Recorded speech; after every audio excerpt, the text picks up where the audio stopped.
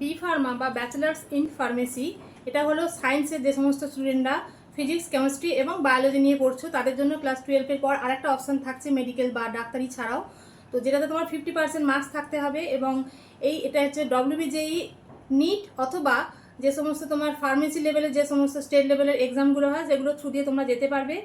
আর তোমরা entrance exam দিয়ে এগুলোতে পাবে সেটা হচ্ছে যে সমস্ত তোমাদের একটা কোয়েশ্চেন থাকে যে কোন ফিল্ডে তোমরা কাজ করতে পারবে, সেটা হচ্ছে বি ফার্মা করে তোমরা যে সমস্ত ফার্মাসিউটিক্যাল কোম্পানিগুলো আছে, এছাড়া তোমরা ফার্মাসিস্ট হিসেবে নিজস্ব মেডিসিন শপ করতে পারো যেখানে ভালো একটা ইনকামের সুযোগ থাকে, অথবা তোমরা যে সমস্ত বড় বড় MNC কোম্পানিগুলো আছে সেখানে ম্যানেজার পোস্টে জয়েন করতে পারো, অথবা ড্রাগ ইন্সপেক্টর এই পোস্টে তোমরা জয়েন করতে পারো। এছাড়া ক্লিনিক্যাল রিসার্চ অ্যাসোসিয়েট হিসেবেও তোমরা ভালো পোস্টে জয়েন করতে পারো।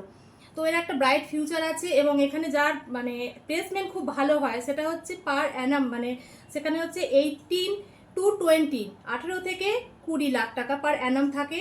আর অ্যাভারেজ যেটা তোমার 6 থেকে 8 লাখ টাকার মধ্যে একটা অ্যাভারেজ থাকে। তো এখানে খরচ খুব একটা খরচ সাপেক্ষ নয়, এটা হচ্ছে তোমার 4 থেকে 5.5 লাখের মধ্যে হয়ে যায়। আর যে সমস্ত ওয়েস্ট বেঙ্গলের প্রাইভেট কলেজ অনেকগুলি আছে, সরকারি কলেজে তো হয়, প্রাইভেট কলেজে যে সমস্তগুলো হয় তো তার কয়েকটা নাম আমি তোমাদেরকে আজকে বলে দিচ্ছি। তো তার মধ্যে হচ্ছে জগন্নাথ গুপ্তাতে হয়, সনকাতে হয়, IQCT মেডিকেল কলেজে হয়, গুরু নানকে হয়, হলদিয়া মেডিকেল কলেজে হয়, এছাড়া গৌরী দেবী মেডিকেল কলেজে হয়। এছাড়া উড়িষ্যার মধ্যে তোমরা কিট পেয়ে যাবে, সয়া পেয়ে যাবে। এই সমস্ত কলেজের তো ফি স্ট্রাকচার কী আছে, সেখানকার সমস্ত কিছু পরিকাঠামো, এই সমস্ত কিছু জানতে গেলে তোমরা সেখানকার ওয়েবসাইটেও জানতে পারো বি ফার্মেসির ব্যাপারে।